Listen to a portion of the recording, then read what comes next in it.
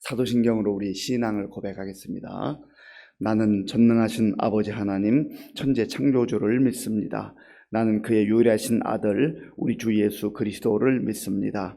그는 성령으로 잉태되어 동정녀 마리아에게서 나시고 본디오 빌라도에게 고난을 받아 십자가에 못 박혀 죽으시고 장사된 지 사흘 만에 죽은 자 가운데서 다시 살아나셨으며 하늘에 오르시어 전능하신 아버지 하나님 우편에 앉아 계시다가 거기로부터 살아있는 자와 죽은 자를 심판하러 오십니다. 나는 성령을 믿으며 거룩한 공교회와 성도의 교제와 죄를 용서받는 것과 몸의 부활과 영생을 믿습니다. 아멘. 하나님께서 오늘 우리에게 주시는 말씀은 아모스 7장입니다. 구약 성경 1280쪽, 구약 성경 1280쪽 아모스 7장을 교독하겠습니다. 주 여호와께서 내게 보이신 것이 이러하니라. 왕이 풀을 벤 후 풀이 다시 돋기 시작할 때에 주께서 메뚜기를 지으심에 메뚜기가 땅의 풀을 다 먹은지라. 내가 이르되 주 여호와여 청하건대 사하소서.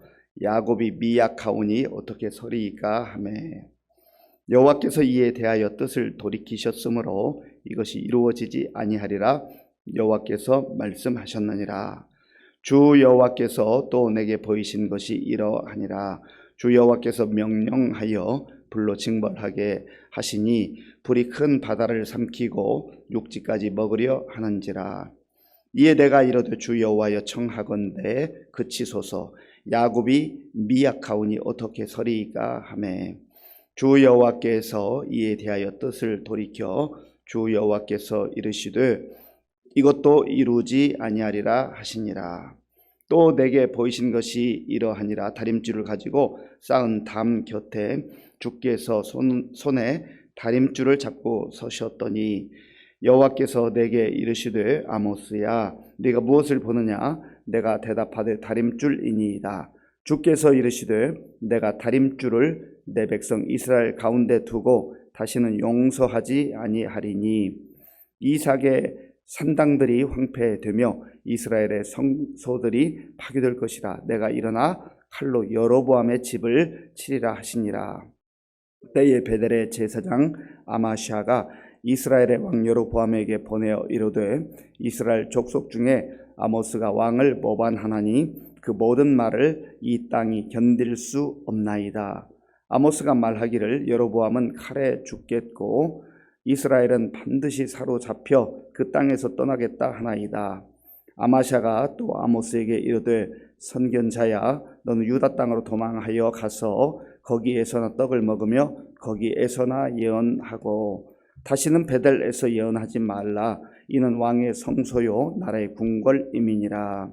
아모스가 아마샤에게 대답하여 이르되 나는 선지자가 아니며 선지자의 아들도 아니라 나는 목자여 뽕나무를 재배하는 자로서 양떼를 따를 때에 여호와께서 나를 데려다가 여호와께서 내게 이르시기를 가서 내 백성 이스라엘에게 예언하라 하셨나니 이제 너는 여호와의 말씀을 들을지니라.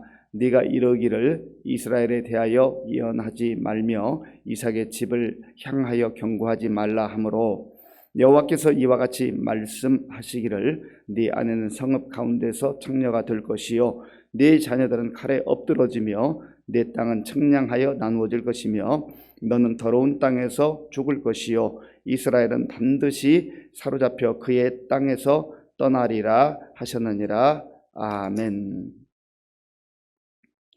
하나님께서 아모스에게 환상을 보게 하셨습니다.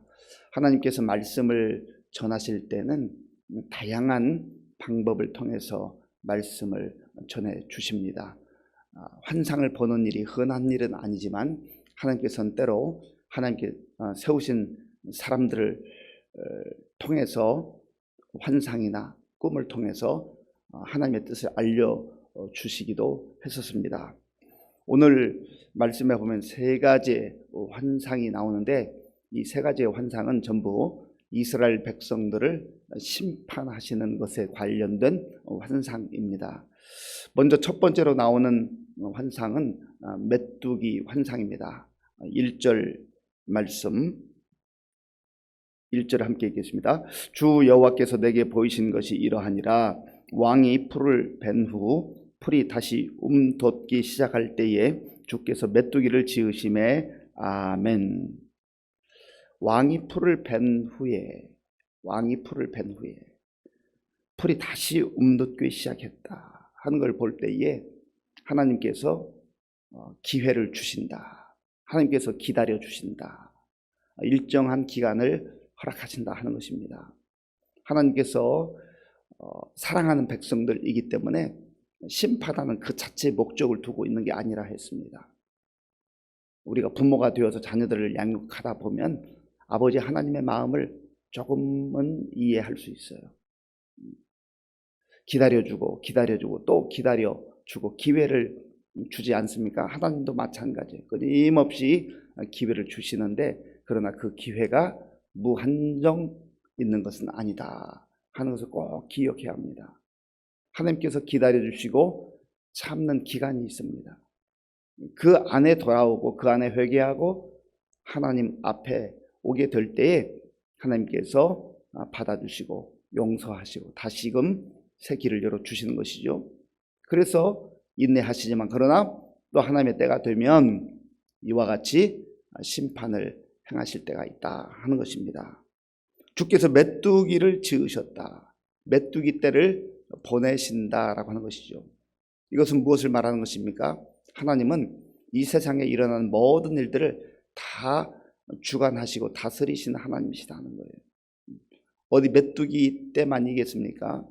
이 땅에 있는 모든 자연의 질서, 자연 모든 현상들을 주관하시는 하나님이시다 하는 거예요. 그러니까 하나님께서 창조주이시다 하는 것이죠.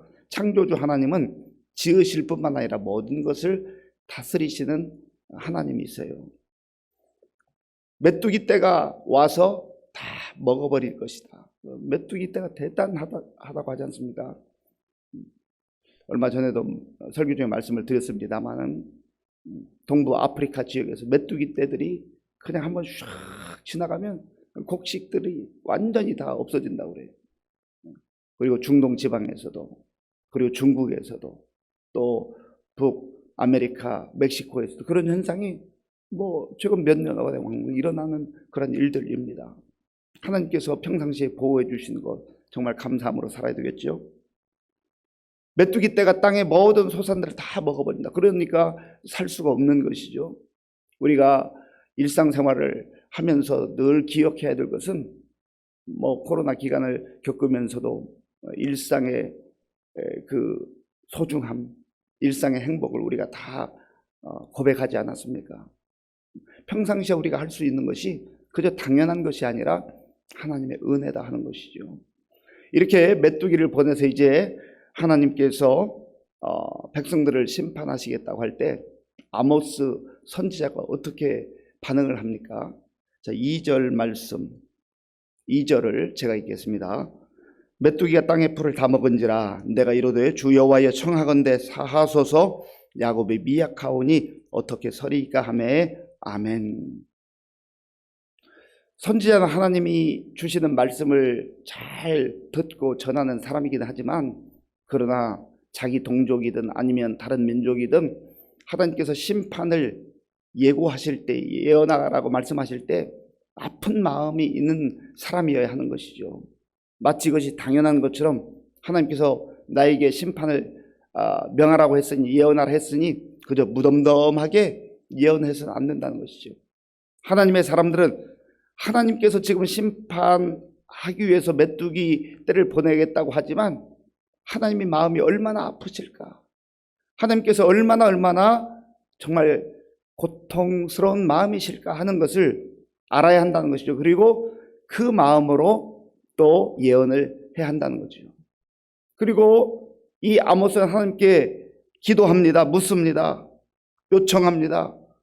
야곱이 너무나 미약한데 어떻게 설 수가 있겠습니까? 완전히 망할 수밖에 없는 하나님, 용서해 주시기를 바랍니다 하고 사죄의 기도를 드리는 것이죠. 우리가 이 땅을 살아가면서 꼭 기억해야 될 것이 있습니다. 하나님의 마음을 품어야 한다는 거예요. 하나님의 마음을 알아야 한다는 거예요. 하나님께서 죄악 가운데 거하는 백성들을 볼 때마다 때로는 심판을 사람들을 통해서 선자를 통해서 예언케 하시지만 그러나 너무나 아픈 마음으로 그렇게 하시는 것이다 하는 것이죠. 그래서 아모스가 이렇게 기도할 때 하나님께서 응답을 해주십니다. 3절을 함께 읽겠습니다. 여호와께서 이에 대하여 뜻을 돌이키셨으므로 이것이 이루어지지 아니하리라 여호와께서 말씀하셨느니라. 아멘. 하나님께서 뜻을 돌이키셨다. 중보 기도의 대표적인 인물이 또 모세죠. 모세가 이스라엘 백성들을 이끌고 광야를 통과할 때 이스라엘 백성들이 얼마나 은혜를 잊어버리고 교만하고 원망하고 불평하고 그렇게 했습니까? 또 우상을 숭배하고 하나님을 떠나고 그때 하나님께서 이스라엘 그 백성들을 완전히 멸하시려고 할 때 모세가 하나님께 기도하죠. 하나님 차라리 제 이름을 생명책에서 지워주실지언정 이 백성들을 살려주시고 용서해 주시기 바랍니다. 참 이렇게 기도하는 이 모세의 그 참 깊은 기도, 넓은 기도, 이 모세가 그렇게 기도할 수 있었던 것은 하나님의 사랑과 은혜를 받았기 때문이고 하나님의 그 마음을 알았기 때문에 그런 것이죠. 하나님의 마음에는 심판하는 것이 목적이 아니었던 것을 알았던 것이죠. 모세가 아버지의 마음으로 그렇게 기도할 때 하나님께서도 긍휼을 베풀어 주지 않았습니까? 오늘 저와 여러분들에게도 이러한 자세가 중요하고 필요하고 또 그런 마음으로 기도해야 한다는 것이죠. 두 번째로 보여주신 게 불의 심판입니다. 불에 대한 심판. 자, 4절 말씀 제가 읽어보겠습니다. 주 여호와께서 또 내게 보이신 것이 이러하니라 주 여호와께서 명령하여 불로 징벌하게 하시니 불이 큰 바다를 삼키고 육지까지 먹으려 하는지라. 아멘. 불을 보내셔서 죄악 가운데 거하고 하나님께 돌아오지 않는 그 백성들을 심판하시겠다는 거예요. 여기서 불이 어떤 불일까? 사실은 명확하게 설명을 하지 않습니다. 소돔과 고모라에게 고모라를 심판하실 때 내렸던 그런 유황불과 같은 것인가? 아니면 뜨거운 그러한 태양 빛을 비추어서 이제 벌하시겠다는 것. 명확하지 않지만 중요한 것은 어떠한 종류의 불이든지 인간이 감당할 수 없는 그런 불의 심판을 보내시겠다 하는 것이죠. 이때 또 아모스가 하나님께 간청을 합니다. 5절을 제가 읽겠습니다. 이에 내가 이르되 주 여호와여 청하건대 그치소서 야곱이 미약하오니 어떻게 서리이까 하매. 아멘. 여기서 야곱은 이스라엘 백성들을 말하는 겁니다. 이스라엘 백성들이 너무나 연약해서 다 죽게 생겼습니다. 하나님 불쌍히 여겨주시기를 바랍니다. 또다시 간청하는 것이요, 중보의 기도를 드리는 것이죠. 그때 하나님께서 역시 뜻을 돌이켜서 내가 이것도 사해 주겠다. 하나님 또다시 기회를 주시는 거죠. 중보자의 그 간절한 기도를 통하여서 하나님께서 심판을 미루시는 거예요. 내가 내 힘으로 사는 것 같아도 사실 우리도 누군가의 뜨거운 그 중보의 눈물의 기도를 통하여서 하나님의 긍휼을 덧입고 은혜 가운데 사는 것을 알아야 됩니다. 성령께서도 말할 수 없는 탄식으로 우리를 위해서 기도하시고 또 예수님께서도 하나님 보좌 우편에서 우리를 위해서 기도하신다 그렇게 약속해 주지 않았습니까? 그런 기도, 또 우리 주변에 있는 영적 지도자들의 기도, 나를 사랑하고 나를 위해서 눈물로 기도하는 그 기도가 우리의 발걸음을 인도한다 하는 거죠. 하나님께서 기회를 다시금 주시는 거예요. 세 번째는 다림줄 환상입니다. 다림줄. 자, 7절 8절 우리 함께 읽겠습니다. 또 내게 보이신 것이 이러하니라 다림줄을 가지고 쌓은 담 곁에 주께서 손에 다림줄을 잡고 서셨더니 여호와께서 내게 이르시되 아모스야 네가 무엇을 보느냐? 내가 대답하되 다림줄이니이다. 주께서 이르시되 내가 다림줄을 내 백성 이스라엘 가운데 두고 다시는 용서하지 아니하리니. 아멘. 다림줄은 건축하는 사람들이 이 수직의 그 균형을 확인하기 위해 사용했던 그런 도구입니다. 수평도 중요하지만 또 수직도 중요하잖아요. 수직이 이렇게 균형 맞지 않으면 무너지게 되는 것이죠. 하나님께서 다림줄을 사용하셔서 지금 이스라엘 백성들의 그 영적 상황들을 말씀해 주고 있는 거지요. 때가 되어도 기다려도 돌아오지 않으면 이제 이스라엘 백성들이 심판을 당할 수밖에 없다 하는 것을 보여주고 있는 겁니다. 바로 이러한 때에 이제 베델에 있었던 제사장 아마샤라고 하는 이 제사장이 이제 선지자 아모스를 대항합니다. 그리고 여로보암 왕에게 이 아마스를 가만둬서는 안 된다고 그렇게 소식을 전합니다. 자, 본문 10절, 11절, 10절과 11절 제가 읽겠습니다. 때에 베델의 제사장 아마샤가 이스라엘의 왕 여로보암에게 보내어 이르되 이스라엘 족속 중에 아모스가 왕을 모반하다니 그 모든 말을 이 땅이 견딜 수 없나이다. 아모스가 말하기를 여로보암은 칼에 죽겠고 이스라엘은 반드시 사로잡혀 그 땅에서 떠나겠다 하나이다. 아멘. 베델의 제사장 아마샤는 우상을 섬기는 제사장이에요.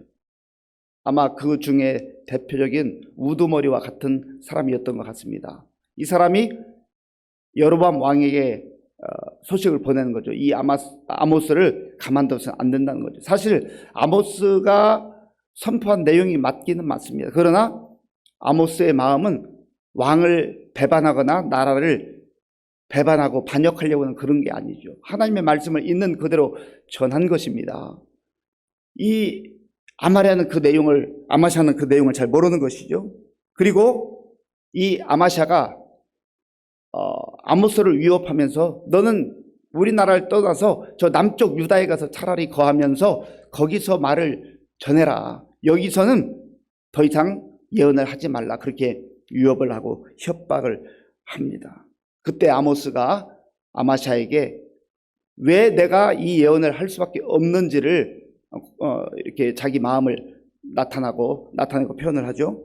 자, 본문 14절 15절 우리 함께 읽겠습니다.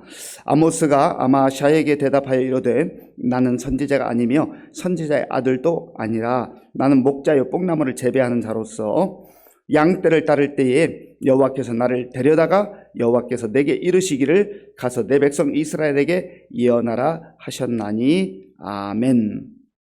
아모스가 지금 말하는 것은 나는 원래부터 선지자도 아니었고 선지자의 아들도 아니었고 나는 평범하게 농사를 짓는 사람이었고 뽕나무를 재배하는 사람이었고 양떼를 지키고 키우는 그러한 목자였다고 고백합니다. 그런데 하나님께서 강권적으로 임하셔서 선지자로 부르시고 또 말씀을 전하게 하셨기 때문에 내 뜻이 아니라 하나님의 뜻 가운데 이 말씀을 전하고 있다라고 하는 것을 아주 분명하게 선언을 합니다. 그렇지요. 선지자는 자기 생각을 말하는 사람이 아니고 자기가 나서서 말하는 사람이 아니죠. 하나님께서 선택하셔서 하나님께 택하셔서 하나님 뜻을 전하라고 그렇게 하셨기 때문에 전하는 사람 아니겠습니까? 그리고 이 아모스는 굴하지 않고 그 협박에 굴하지 않고 아주 하나님의 말씀을 다시 한번 선포합니다. 너가 지금 큰 소리 치지만 그러나 너의 가정이 완전히 파멸될 것이다. 내 아내는 성읍 가운데 창녀가 될 것이요 내 자녀들은 칼에 엎드러질 것이다. 이것은 무엇을 말합니까? 머지않아 이방 민족들이 엄청난 군대를 동원해서 와서 침략해서 완전히 초토화될 것이다. 그때 너도 너의 아내도 자녀들도 비참한 그런 모습으로 전락하게 될 것이다 하는 것을 말하고 있는 것이죠. 그리고 이스라엘 백성들은 반드시 사로잡혀서 저 멀리 포로로 끌려가게 될 것이다. 이게 사실은 하나님께서 아모스를 통해서 전해주신 그런 말씀이었죠. 사랑하는 성도 여러분, 우리가 이 시대를 바라볼 때에 하나님의 말씀을 듣기를 싫어하고 거절하는 그런 세대 아닙니까? 오늘 우리가 이 시대를 살면서 내 생각과 내 뜻을 전하는 그러한 사람들이 아니라 먼저 우리가 하나님의 말씀을 귀담아 듣고 하나님의 말씀을 따라 살아야 돼요. 그래서 성경을 가까이 하고 하나님께서 성경을 통해서 우리에게 들려주신 약속을 잘 붙들고 살아야 됩니다. 거기에 진정한 소망이 있어요. 그리고 또 아모스와 같은 시대를 살아가는 이 시대의 백성들에게, 사람들에게 하나님의 뜻을 전해야 돼요. 복음을 전해야 돼요. 복음을 듣고 돌아오는 자들에게는 하나님께서 생명의 길, 구원의 길을 약속하셨으니 그들이 구원받는 은혜를 누리게 될 것이요. 그러나 하나님께서 기회를 주시고 또 주시고 또 주시지만 끝까지 예수님을 믿지 아니하고 복음을 거부하는 사람들에게는 결국은 심판이 임할 수밖에 없다고 하는 것이 또한 하나님의 말씀이기도 합니다.